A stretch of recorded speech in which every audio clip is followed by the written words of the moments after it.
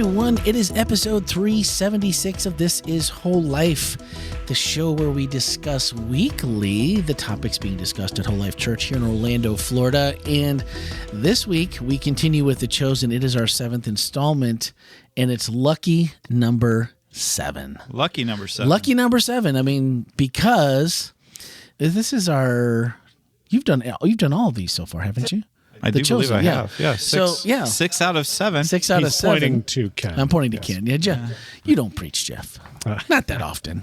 Oh, well, he's... Is he up? He's actually on deck, as it turns out. Oh, see? Now we're going to have lucky number 8. I can't have you picking on him because he just he just sent me agreed? a solid and saved my Labor Day vacation. So, Jeff. yeah. That's what we do. That's what we do. Awesome. Rochelle and I have a little deal. Yeah? At the end of school year begins, and the first, from the beginning of school to Labor Day is insanity for a teacher. Yeah. And so we have a little deal that I take her out of town on Labor Day weekend, get some rest and relaxation for her, and doesn't hurt me either. But yeah, So we had somebody else lined up, and they thought they had more important things that were going to be. I'm not going to name any names, but yeah, well, and babies and whatever. But starting anyway, a family. So Jeff has kindly agreed to step in. Nice. So that's going to be. Is that going to be in this series? No, that's too far. That's too far. It'll be between series. I'm so generous. I told Jeff he could preach about whatever he wants. Oh, Jeff gets to pick. May be a problem. Well, this week it's lucky number 7 because I think this is. Was this the second time you've preached mystery guest, or how many times have you been? Second. I mean, one was like a third. 7-minute thing, so maybe 2.5. 2.5? Maybe 2, because my other one was with Daniel was You would half. never know it. You never know it. No, I was that going to was say. actually And well in done. fact, Randy, at this point, I just want to say I have talked as much as I want to talk for this whole episode, and please, now no. I am turning it over to Carla, I think it's to her capable hands. It's a and fair let her- idea. Yeah, so I don't- I'm just going to sit back and... I don't hate that. You get your phone. That way you can be I'll grab that out. totally disconnected. I gave you There we go. permission. There we go. All All right. So for those of you who have recognized, and of course we've already said it, but Carla is our youth pastor And young adult pastor. Youth and young adult pastor. And I would just say speaker extraordinaire. Yes. She's been to the podcast before, at least for the speaking as well, I think twice. Is this number 3? I don't talk much when I'm here, though, so that's kind of... Yeah. Maybe you haven't heard me that much before. Yeah, well, maybe that's what we've been missing is just that extra. But I would say that, and I will go back. Boy, I'm gonna have to do some digging. That was how many years ago that you and Daniel, and then we had you on the podcast. I think it was the summer of 2019. I think you're right. Summer of 19. That makes it easy for me to go back because the 376 plus the bonus episodes, that puts us at almost 400 episodes coming up. And 376 does not include bonus? Does not include bonuses. So that's, I think when I looked the other day, I think we're just closing in on 400 total episodes for this podcast. And then, of course, we're closing in on 200 for Speaking of Grace with the messages as well. So, because you did mention during this week's message, if you wanted to find out more about that story, then I just go ahead and we'll make it easy. Swipe up in today's show notes. If you are new to the Carla experience, you will be able to go back and find out more. And maybe I'll search your name. Maybe we'll just put all the messages in there that Carla's done. And that way we can go through the progression and you can put Carla down as your second favorite speaker here. Oh, something in my eye. Wow, something just immediately came tearing up. Yeah, came into my eyes. Sorry, Put Ken. tears in my eyes too. But this week, before we get started, Because we know Melanie's number 1. You're probably not listening, Melanie, but we love you and miss you anyway. This week, one of our online members, and this was from Aaron and Pi, but it was from Aaron specifically. And she sent an email and had just mentioned that, and it's a really long email. Thank you, and I will pass this along to everyone here, Aaron.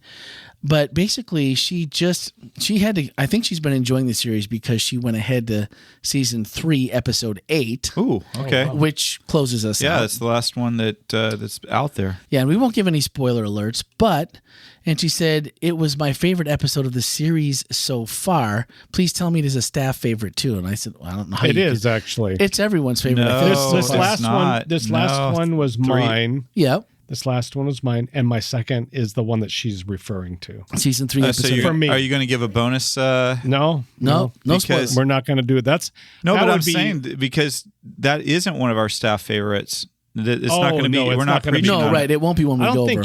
I don't think we can. I don't think everybody can see that one, can they? Yeah. They can? Oh, yeah. That's out there. Mm-hmm. Okay. So, well, maybe that could be what you preach on, But, Jeff. hey, we want you to know that it's good taste. That is a good episode. No, there's nothing. Yeah, that's a really good episode. And I think that's I tried not to delve too deep into, Aaron, I tried not to delve deep into season 3 because there's so many people who haven't seen it all the way through yet. That's true. And so it's not that isn't an awesome one that would be worthy of time. It's just I only actually am doing one sermon on a season 3 episode. That's upcoming this week. And that is Randy's favorite. 2x2. 2x2 coming up. So which was that? That's episode 2, season 3, or episode 3, episode 2. Third season, second episode. Second episode, yep. So now, every week I've been telling you Carla's guys. sitting over there looking smug, like she thinks she's going to get out of talking, Randy. I just want No, this is not yet. So this is hashtag spoiler alerts every week for this because sometimes things are going to get said that maybe didn't mean to give away as much as it does. So Aaron, I'm not reading your whole email, but Jesus and Simon have a pretty moment, a pretty intense moment, and so. But her favorite part was the version of Psalm 77. Yeah. I have to agree with that. That was really fun. And I also agree, filming and editing of the episode was amazing. It might have been their best work visually from an artistic sense, honestly. Yep. And that only goes to make sense. Gear has gotten better with better financing. And as you get into it, it just keeps looking better and better every season. And so... She said, it made me long for the faith of Psalm 77 and a truly authentic, trusting, close walk with God. I do have one question, though. Does Jesus give us trials, or does he bring trials upon us to test our faith? And if so, when he already knows our faith and how strong or weak it is, and if we will pass the test or not? If he does know that already. The question is, does he give us trials to test it? And it almost seems like, well, if he does know how much faith we have, and he does know how strong or weak it is, and he knows if we're going to pass it, why does he do it? Yeah, the Bible tells us that Jesus knows the end from the beginning. So if you believe in an all-knowing God, then you have to believe that God knows what's going to happen. But I think sometimes we get, and what a great question, Aaron, right? Yep. Aaron asked this one, yeah. Aaron, that's a really super good question. I think one of the things I'd encourage you to think about is that sometimes we get really hung up on the passing and failing, when maybe more of the point is the experience. I think that maybe sometimes Jesus is less concerned about whether we pass or fail than he is what we learn from going through that moment and going through that experience. And sometimes failure is actually one of the best things that can happen to us. You think about, and I'm not giving spoiler alerts or spoilers out here, but I'm sure a future season, there's going to be a point where Peter is going to deny Jesus 3 times. If you're really new to this whole thing, I'm sorry. Sorry about that. Yeah. There's going to come that point, and maybe that was an incredibly, even though I don't think Jesus enjoyed watching Simon fail that particular test, maybe that was a pretty important moment for Peter. Maybe it really kind of helped Peter see where things really were at in his heart in a way that he wouldn't have ever been able to experience through a win. And so I think that sometimes our failures, I don't think that God puts anything in our path that isn't for our benefit. In fact, we'll be talking about that a little bit this next week with the episode that's coming up. But if he knows the end from the beginning, he puts things in our path to help us have the most opportunity to really experience his grace and who he is and who we can be through these experiences. Well, I think that is a nice segue into our series with our sermon with Carla. I think it's hard for us to see those things that way sometimes. It's a pretty difficult way of looking at it. But it's also, it's also encouraging from the standpoint of knowing that through those trials, that there is another side of it when we are walking with God. So I do think that, it's like arguing in a marriage relationship. Arguing can feel really hard, when you're arguing with your spouse and it's a really hard time. But that actually has a tendency of strengthening the relationship. Yeah. If you do it in a way that can create, where people are drawn in rather than pushed out. So the first question is yours, Jeff. With the why your favorite episode? What about this? About this one? Puts it. Good call. We made Carla preach on Jeff's favorite episode. And thank you very much, by the way. Did she? So did she do it justice? Your favorite episode? More so. And I actually, it's my son's an architect, and so being that this story is about in a sense they I don't know if he was Nathaniel really an architect. I don't know. I think that's holy imagination. I think right it's there. their piece. I don't think the Bible says. Yeah, I don't think that I've ever seen that. But anyway, they put him as an architect, and it's so interesting to see my son all throughout that episode. Nice. Yeah. Well, and I think I loved how they take not only the backstory for the episode, which you find this week, but if you go back to last week and the House of Tabernacle that, he designed and they got all the pieces and parts for, and everyone just like, why so elaborate that you were doing that? Wasn't that in last week's episode, or was I just watching it Chosen? It might. Now I'm starting to lose track. Like, did we cover that one? Or not? No, that wasn't last week's. That was me watching another episode. Never mind. We're not going to cover it either, but he builds a really cool house at Tabernacle for the bunch. Right. In another episode that we won't be covering. The farther we go, the harder it is to keep track of which one and what falls in which episode. But I loved the clip that you used, Carla, to start, before you even spoke a word, where we've kind of been over that Matthew is, portrayed as probably like an autist, someone with maybe on the spectrum of autism, but in almost a rare moment of clarity, he speaks from the heart with Philip, kind of like I feel like any of us would when we're confused about, he's like, well, I don't know why he picked me. And Philip's like, you don't have to know why. The moment he chose you, that was, you have everything you need to know. That's all you need to know. And he'll give you the rest in time. So he sees it in you. And Matthew's like, well, I just wish I knew what it was.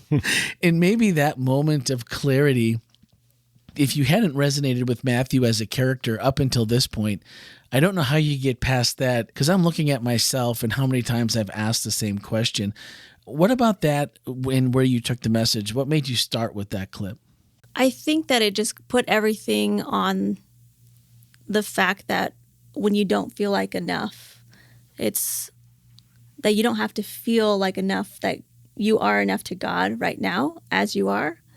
And he's going to guide you through whatever you're going to go through. It really sets the stage for Nathaniel. And that's why you have to watch the episode, because so much happened with Nathaniel. And the clip that we saw of him underneath the tree, he's upset, a little disgusting, but I also love the fact that his breath that you see on camera, it was, if you see the behind the scenes, it was in the low 30s when they were filming that. Another night when they're running out of daylight and they got the last take, and he literally has snot running out of his nose into his mustache. Mm-hmm. And how many times have you been just like so flustered, so upset, even times with God where, I know I'm a hot mess and I'm not changing it because I'm just so upset, and the crying out is just so real. And it really, the visual part of that really, really just hit home with that clip. And I don't think it'll be anything we would probably say in today's modern language, but don't hide your face from me. And I mean, he says that after he's reading from the Psalms, where the psalmist says, "Ask the Lord not to hide His face from him," and I love the way that the show writers did this, where they have him scream out at the end of it, "Do you see me? Do you see me?" Mm-hmm. Nothing, really nothing. And then Jesus later on is going to say, "I saw you." Yeah. Mm-hmm. And what a way to, again, if that's the way that story comes about, and he's depressed after the building collapse, and he knows he's right, but he's stuck between the place we've all been, where it's got to get done or it's got to get done right. And, for some people that's a bigger problem than others. And being that personality, I guess I totally resonated with his character. But also just that whole story and the way that it all comes together. Each week we say it, but it could be one of my favorite episodes too, because they're all just really, really good. But I love the fact that you set up the rest of your message using the episode. And then I had no idea that Jeff, that you were responsible for bringing That's right. Carla into the staff fold, and how that all went down. I thought that was extremely interesting. So did she get it right? Or did you there weren't any other things that you had to, try to entice with? I remember exactly when the thought came to me. Yeah. It was actually at a funeral that I'm trying to think. I'll remember the funeral, but I can't remember it right now. But I was sitting there knowing that Andy was leaving, and knowing that Greg had already left, and Andy was retiring, and I was going to be left with senior pastor, youth leader, everyone's leaving me. And I'm going through my mind, I'm thinking, it was as if, I know she speaks about it in terms of looking at rainbows. For me, it was like just a light going off in my head. And I said, God, if you can pull that off somehow, I would be just astonished. And so I did call Carla it was actually right after that funeral when I got home. And I called her, and she didn't say no. And I thought, she doesn't realize, I don't know if you do realize, Carla, how much I was just praying every single day that you were away in California when you left. You said, let me think about it and go, I'm going to go. And when you I'm not sure if I called you back or you called me back. I can't remember. I don't remember either. But, well, it was weird because when I saw your name on my phone, I was like, oh no. As do we all. It's Jeff. Oh no. No, but I really did. I had this feeling of like, I think he's going to ask me to help. And then I was like, so I actually had friends over, and I went to my closet and I talked to you about it. So, wow. Well, I'm glad it all worked out. I just, as soon as we hung up after you said, I will give, I'm not sure about anything further, but I will, go, I think you said go through August or something like that, something to that effect. And so I actually sat on it for a little while, and then we weren't sure. I wasn't sure. And then I said, I'm going to call Ken, because Ken had already, I think by that time you had already agreed, because I did call you. Mm-hmm. And I said, wow, I don't know you don't know how good this is, Ken, but we just secured Carla for our youth pastor. And you'll get to know how important that is. So I remember it a little bit differently, actually. Uh-oh. Not a bad thing. I just remember you calling me up and saying, hey, I wonder how you feel about me asking Carla. I know you don't know her, but I think she'd be terrific. And that's right. I think I did make that call before she actually said yes. Right. Yeah, and you're right. And so the crazy thing for me was that when we were down here, and Jeff said, I know you don't know who this person is, but she's terrific, blah, blah, blah. Well, the thing was, I did know who Carla was, and the reason I did was because when we were interviewing, we went out to eat with the search committee. That's right. My kids sat right next to Daniel and Carla, and very specifically remember as we were driving back to the place we were staying that evening, I said to my kids, "So how awful was that for you?" Because generally going to your dad's interview, how awful is that? That's awesome. Generally going to your dad's interview is like not one of the more optimum things that you can possibly do. And Kyle and Eric are like, we sat next to the coolest people. We sat next to Daniel and Carla, and they were so cool and blah, blah, blah. And they were like, oh, Carla's just awesome. She's so... And so when Jeff... That's right. When Jeff called me and said, I don't think you know, I said, no, I know exactly. And my kids adored her. So that makes complete sense. This sounds good. So let's do it. Yeah. Well, that's the rest of the story. Well, and there was more story that I figured out I didn't know was that you were a PK? Pastor's for a time. kid. Yeah. So, I mean, I was like, well, so she can speak to sitting in on parents' interviews. No wonder Carla feels like my tribe. Me and the PKs have always been. Which may be the reason why she was reticent to give me an answer. Right. So she said in her sermon, yeah. So was it really the fact that maybe part of your upbringing during that time would have been like, man, I don't want to be a part of that?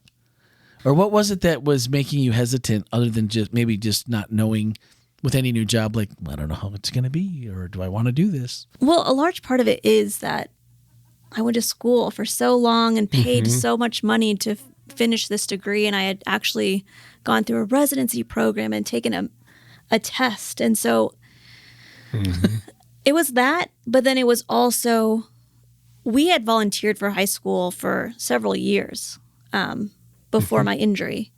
And never once was I the person that was like teaching class or doing anything up front. I was always like the snack lady, talking to people. The snack lady. So no wonder the kids like you, so that lady. was, I was never up front. And I really, honestly, the only time that I've ever felt comfortable up front was after my injury.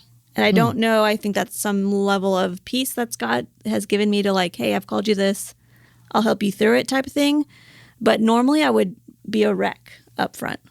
Well, man, that's powerful, because then it really, we always say that, God won't give you more than you can handle, or if he brings you to something, he'll give you the tools you need. And those are handy little sayings we like to pull out of our pocket to either entice someone to, maybe be a part of something, or to, put that in their thought process, like, yeah, this might be something.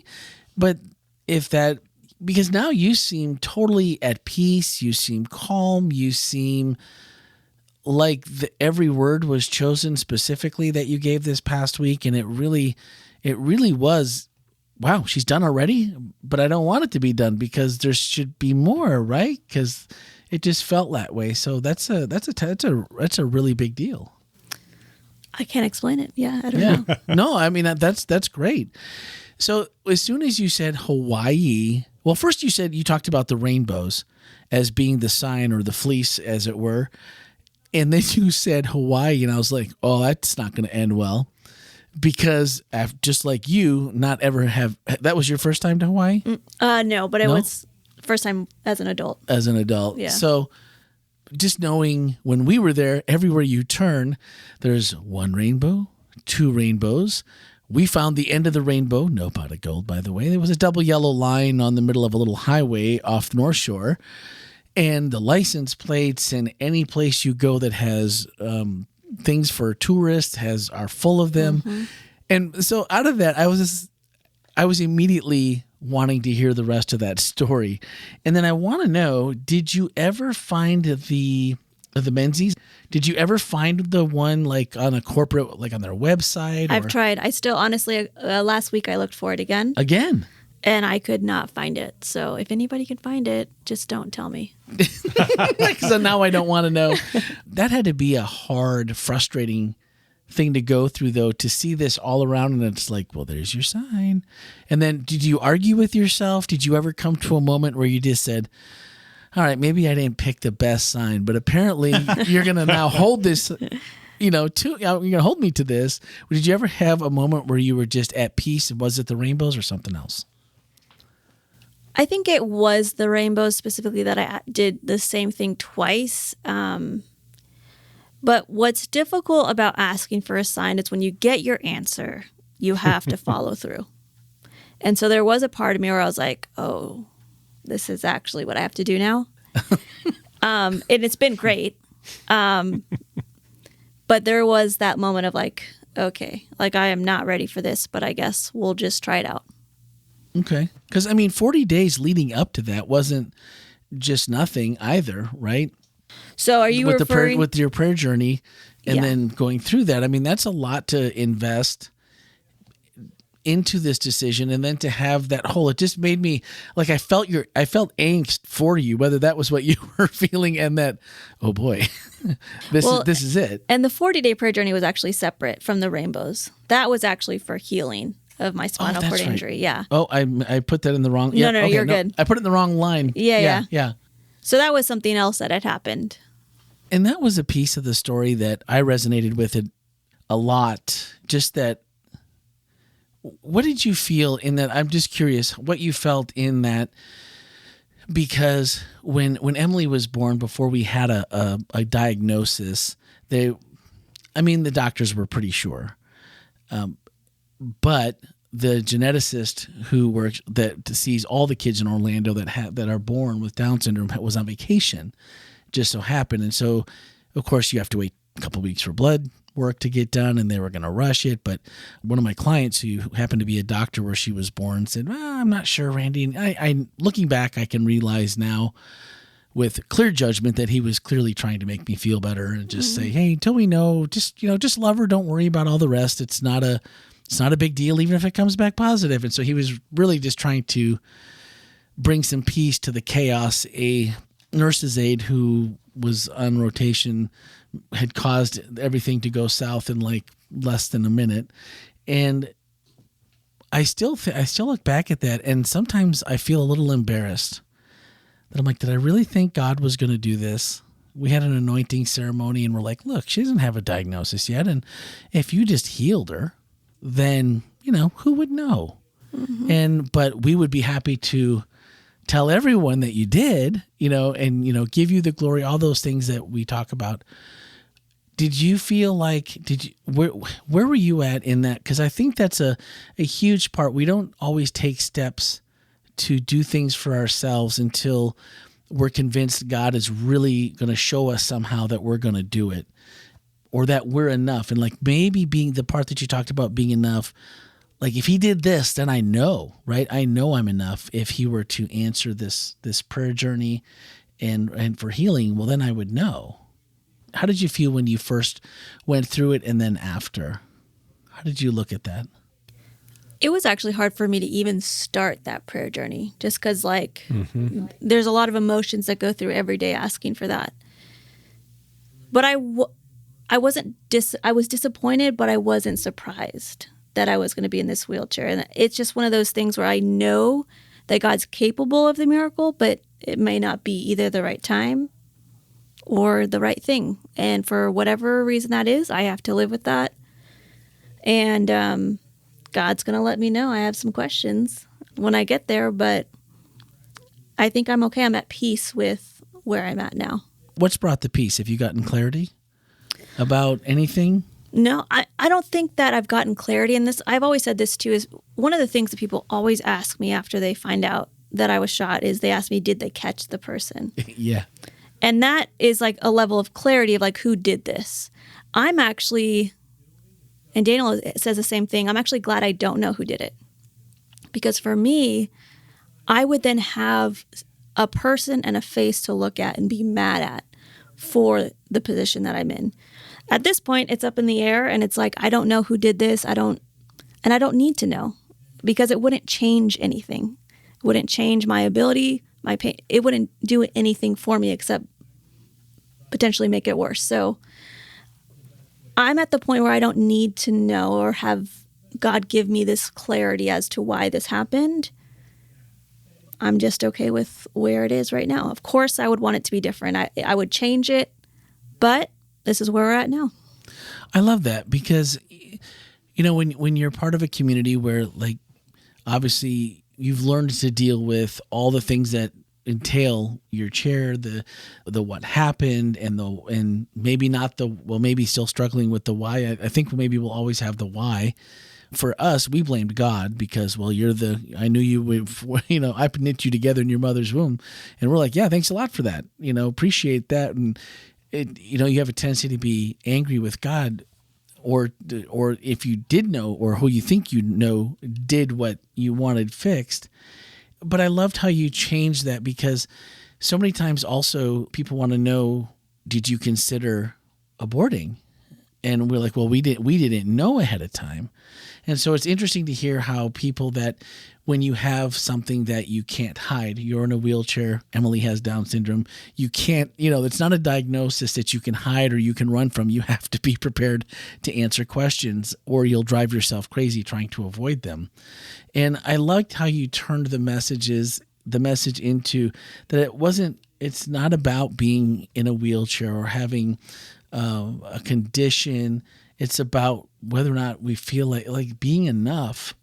And that is, I know that I'm teetering now, because next week we're going to be kind of in this same territory again with the next episode. And how have you found that, just for yourself, where did you find your being enough? And has it been this new change that God brought for you, and being involved with the youth and, leading that group? Because, both services, it was like, Carla, we love you. We can hear you from the sermon in the back. That's a pretty cool place to be, to have the admiration and the love of a group that can be hard to connect with sometimes. Yeah, teenagers. They're the best. See that? Well, there you go. No, I think that I don't think there's ever going to be a point where you feel like you're completely enough. Yeah. Because society tells you differently in so many different ways. Yeah. And so some of it is preaching the sermon to tell myself again. Yeah. And I think that before my injury, I had these same types of feelings with different things. And I think, sure, I don't think there's a person who doesn't have these types of feelings. And so it's something that we constantly have to remind ourselves of.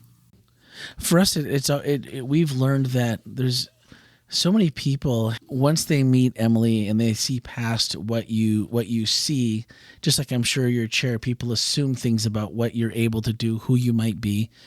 And then when they find out that Carla is like this amazing person that we all want to spend time with, and that we love it that our kids are feeling loved on, and that when you see the fruits of someone else's ministry, it manifests itself in your kids.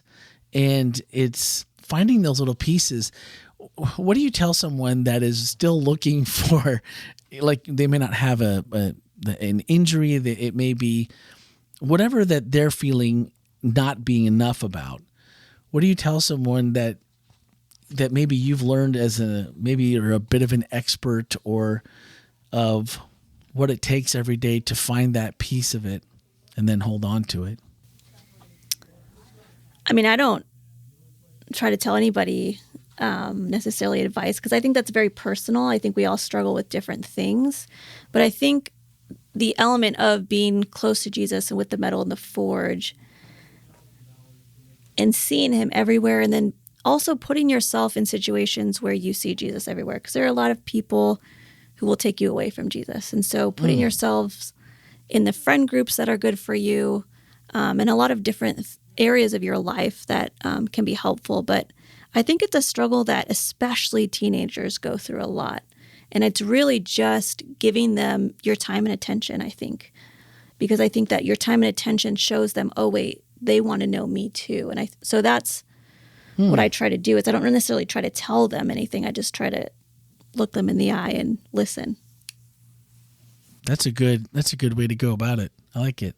Well, I like what she said regarding the fact that she goes, I don't know if anybody has not had those feelings and thoughts about themselves. Sure. Yeah. So if we can bump that to, I'm not the only one here that feels this way, that maybe something I say or something I do for another person may it may not track right away, but all of a sudden I'm realizing that I might be placed here because somebody else is feeling more that way even than I am. Walking into, if you're a new person walking into a class for the very first time, it's very easy to think that way, that I'm the odd one out. I'm the one that nobody knows, and I don't know anybody else. So it's hard, it's hard to brush out of that. But then all of a sudden you realize there's a person right behind me, and it was their first day too. Yeah. And so you can kind of see, oh, maybe I'm here for that person. All I'm saying is, no, for sure, there's just a nicer way to think about it if we're not always just thinking about where we're at ourselves. It's weird that during this message, I didn't get to see it live, but I ran into people. I was in Wisconsin this past week for a memorial for my aunt and then a memorial for my cousin, which I only planned to be there for one, but it just so happened that I was there for two. And a couple of people who I probably haven't seen since graduation, which was multiple decades ago. We can just leave it there. Since I've seen them. And you don't realize, even on social media, how closely people follow your life sometimes, because for whatever reason, there's something about you and them that they feel a connection, or maybe you felt that connection with them, but it's just been time. And I got a couple of notes through social media that were very nice and just said, it's been a long time since we've talked. It was great catching up, and you're still this person, blah, blah, blah, blah, blah, blah. And you've been an inspiration to me for whatever reason, or it's still good to see that there are, and I'm trying not to pat myself on the back here because I don't deserve it necessarily for what some of the comments were very generous. And I'm like, well, that's what happens when you see somebody from a distance, those kinds of things. But whatever, Randy. But at the same, we send you those notes every day. But at the same time, it was a good reminder of, as people are celebrating somebody's passing, and they're telling all the stories of what that person meant to them, and you start to realize that, oh, that was a quality I knew, but I didn't interact that way even with my aunt. Somebody else did. And you realize that it is, you're enough for God in so many ways to so many people that it really took me back a little bit. And then when I watched the message twice this morning, getting ready for the podcast, it really brought that home more, that the days that I really beat myself up, or I listened to somebody being critical of me, and maybe it's well-deserved even, there's so many ways that we just don't know that God uses us to be enough, that it made your message all the more powerful. And that's something that I'm taking with me. And I'm still sitting after this weekend where there was a lot of sorrow, but there was a lot of really uplifting things that came from that as people shared. And I think it's a good way to remember that we don't always see how God's using us or how we're being enough for Him. So there were not a ton of questions, but there was a ton of comments. So we'll get started. We'll breeze through these and we'll get to the questions. And so, Carla, I'm sorry to do this to you, but you're going to have to listen to people be nice to you for a little bit.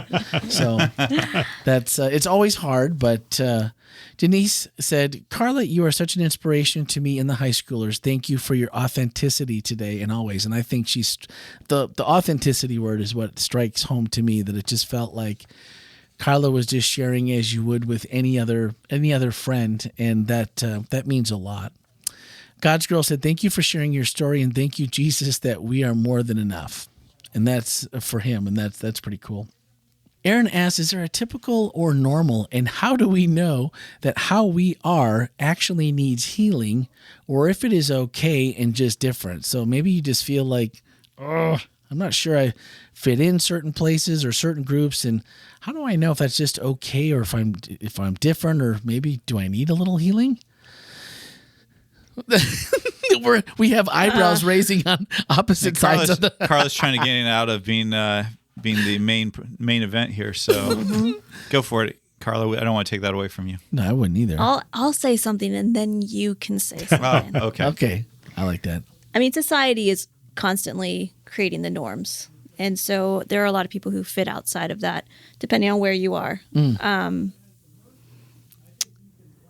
But I think that it would take a lot of work, but I think that I think at WholeLife we've done a lot of work to make that to where everybody feels welcome here. Yeah. And I think anybody who's here, if they can take that out to their circles, that's how change starts to happen. But it would be very slow, but worth it. Well said. Yeah. Oh, I think that's perfect. See, you got this down. All right. So what if we don't see, SM wants to know, what if we do not see any specific confirmations of what God will or would have us choose? They're not seeing the rainbows. If we don't get that confirmation, then what do we do? I don't think that there's one plan that God has for us and that he can work in whatever path we take and he can use us in that way. And so sometimes it's tough to know what is the right thing to do, but I think that just know that God can use you whatever path you take. That would be my opinion. I like that. Jeff is giving a nodding approval, and I'm thinking it looks like you're ready. I mean, well, when you think about it, we make a lot of decisions without putting out fleece, and some of those are good. Some of those end up kind of bad, but I think sometimes the learning of making those choices. But the fact that we do put out the fleece, I think, is part of, think about it. It's sometimes how we even pray. It's like, I'm putting this out there. And then, then we say, your will be done. And, but in your case, you made a decision, you made a choice. And I think, I'm going to say this. Yeah, go ahead. I think the biggest issue is nobody likes making decisions alone. Nobody wants to be alone in this. And so when there's some kind of solidarity or when there's some kind of affirmation, that feels good. But it doesn't mean sometimes when you make a decision that doesn't get, affirmation, that it's the wrong one. And that's the part that I think sometimes we have to be careful. That's difficult, especially if the person that's giving you the affirmation is someone that you trust. And or care maybe about. has even given you good, good advice before. Yeah. Ugh. Trafina Powell Brown. Trafina, it's good to see your name back on our comments and questions list. Yeah. Welcome back. Yeah. She said, "Oh, wow, Carla, I wondered where you were going to take this episode of The Chosen. Well done. You spoke to me today after a life-changing experience myself, and now I get it, being in a wheelchair myself now. Virtual hugs, by the way. I also thought PT was my destiny, but only did it for 2 years. God has so much other plans for us than we have for ourselves." Oh, bless her heart. I feel like PT is a gateway career. Yeah. Mike. Like, seriously. Like most of the PTs I meet, they're not doing PT. They're doing like all kinds of everything but PT. They're running hospitals. They're running churches that Yep. I don't know what it is about PT school, but it seems to prepare you to for life. Launch rockets. We're just the best. There you go. I mean, I can't argue with you. I'm serious like this. Well, there you go, Maria. My niece is in year 5, I think. She's at Andrews right now. She was, I just saw her when I was in Wisconsin, and it was her last break before, basically no more breaks until everything is done. So there you go. Yeah, prepare yourself for a different career, Maria. Yeah. So do the PT thing to enjoy start your PT with. for a year or two, and then, then get to what God really has for you. Oh, man. That's... Maybe God didn't intend anybody to do PT for a career, Whoa. forever. I don't know. Oh, man. Is that possible? PT is great. I'm not saying it's not. I'm just saying it's have you? Anyway. all the PTs out there are going to be like, yeah, I'm going to get smacked at church. Pretty soon, you got the PTs thinking now, well, I did get that offer. Maybe I should I have thought of that? Because I don't know. Maybe that was my second career I should have taken. Oh, my goodness. So Joe said, "Thank you, Carla, for your message today. I was so blessed because of it." T. Cinco, we are clearly told that we are created by God, who declared everything he made as good. Why is it our nature to instead believe the lie that we are broken beyond repair? And why do we put that same burden on others? And that's a And Anonymous said in response, do you think that is what the devil exactly wants us to think, that we are not enough? Yeah. And I think that's, Yeah. Yeah. Yep. But why is it always that? And that's the question I know we can't answer, because we bump heads with it in the comments multiple times a month, is it always comes back to, why is it so much easier, or seemingly easier, to listen to the devil that just wants to make you miserable and doubt yourself, doubt your other people in your life that are speaking into your life, and you're studying your Bible, you're having, your worship time, you're praying, you're waiting for answers, you're looking for rainbows, and it just sounds like crickets.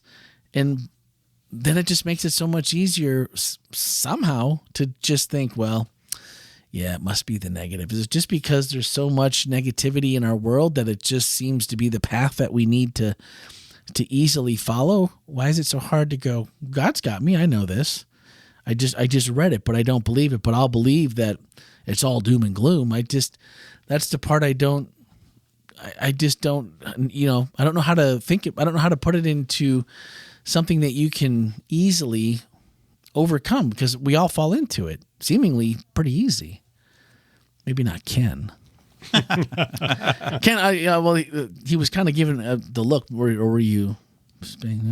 No, it's just waiting for Carla to. Just waiting for Carla to give her opinion, because well, and PTs rule the world. So do PTs go through that too, Carla? Imposter syndrome is pretty real. Yeah. Is it real? Yeah, I think it's real for a lot of people. Yeah, no, absolutely. So that's a question I know we're not going to answer, but it's always one in my mind, because it's prevalent enough in my life, I guess, that I don't ever forget. Don't ever forget that it's there. SM said, we always aim for protection, and that looks different to different people. Probably we should consider how valuable we are to God, agreeing with T. Cinco. And I think that is, I think that's great that we would just remember and consider that. And then finally, as I have thick paper and fat fingers, I can't get to those questions. Sounds like the title of a book. Yes, thick pages and fat fingers. Maybe see that's okay, you PTs. And if you have any writing aspirations, I've given you your title. Now begin. No, that's yours. That's yours. Now begin. Well, I'll give it away. I'm not a writer, so what am I going to do with it? Sure you are. Maybe a writer. Maybe a podcast. Maybe it's a new podcast. At WholeLife. No, just kidding. Finally, our last comment came from God's Girl. She said, with today's rising, staggering numbers of depression and loneliness, how can we help others that struggle daily with not feeling like they are enough? Is there anything that we can speak to?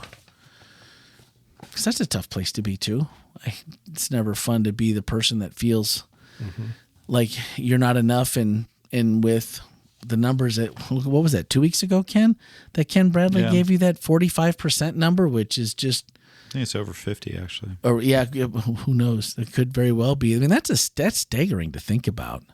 When you just look around a room of people that you care about and just go, wow, 50%, at least statistically, are probably struggling with some form So that's a good question. So how do we help people with that, Carla? Yeah, Carla. Jeff, you are the mental health guy. Jeff's the mental health. I mean, I think no, but what have you found helpful to you? Like, how? I think what I said earlier in terms of just giving your time and attention to somebody, I think is huge. Spending time with them, but also letting them know that you're not going anywhere. That when it gets bad, like I'll still be there. Yeah, I like that. I'll give a shout out to our Stephen ministers, and I know we do that occasionally here, but I just, after having my wife become a Stephen minister and go through the training and just watching how she dealt with others in her life, including me, in a more constructive and a more positive way by just listening better. I feel like you can correct me, Jeff, if I'm wrong, but that seems like the core tool of what they do is just to be exceptional listeners, maybe steer them back into, more positive areas, but to just really make that person feel like they're being heard and that they are enough, that they are, you're justifying that they're worth your time to listen to. And that seems like such a big part of it. And maybe that's a missing part of what the rest of us don't do so well. Yeah. They're finding more and more research. And by the way, Stephen Ministries is literally now one of the top entities for looking at grief. That's one of the best research we have out there. But they're finding that it's not just somebody coming alongside of you and not just having somebody listen to you. Because, they always think all you need is somebody that can attentively listen and then you're okay. And they're finding that reducing criticism, and a lot of times the criticism that gets levied is mostly from yourself to yourself. That's definitely true. Yeah. But and you can kind of see it when you're critical of other people. But a lot of times, when you think about it, no one's going to want to listen to me. Yep. As a matter of fact, that's some of the biggest resistance that we have for getting a caregiver, because we say, "Hey, you're going through this grief right now. Would you like somebody to come in?" And in their mind, they're thinking, yeah, they're not going to want to spend an hour with me. What would I have to say to them? Or it's this critical nature of ourselves that either we don't need somebody because we're going to be able to do it ourselves. Yeah. And that's a criticism, in a sense that I'm in a way not able. I don't want somebody else in my world, so to speak. But there's also the other side of it. I'm not worthy or worth somebody's time. So do we have Stephen Ministers available if someone we do, needs? Actually. Yeah. Because I know they get paired up with someone, and so we have some available. All right. If you swipe up in today's show notes, you are going to find a link on our website. There's a little bit more information about the ministry, and there's also their email addresses right there on the page. So if you're feeling like maybe right now you could use that kind of listening and that kind of someone coming alongside of you, then I would encourage you to check it out. It's fully confidential, and we've had a lot of people who've gone through here that have since said, yeah, I went through and it was pretty awesome, and it was something that really made a difference in my life. I don't know how I would have done it without them. So it might be something that could be of use to you. Also, Carla's messages that we've had before will be there. If you want to watch the show for this upcoming week, the link will be in there as well from The Chosen, as is everyone. If you go back to any one of the episodes, if you've missed any of this series, if you click on the word The Chosen, it will take you directly to the website and then to the episode that we are referencing. And upcoming this week is Season 3, Episode 2, as we already mentioned, 2 by 2. And this is my favorite for a lot of reasons. There's one that might be obvious afterwards to you, but something that really made a difference in my life not too long ago, the first time I saw it, that I wasn't expecting. And then there was other parts about the episode that if you've been a Christian for a long time and you struggle with certain ideas about what you're supposed to do as a Christian, I feel like it's one of the best episodes that brings a little humor and maybe some introspection as to the things that we think Jesus may or may not be asking us to do. So I thoroughly have enjoyed that episode. So I look forward to that. Friday night, of course, as always, if you're local, 7:00 is still the magic hour for this.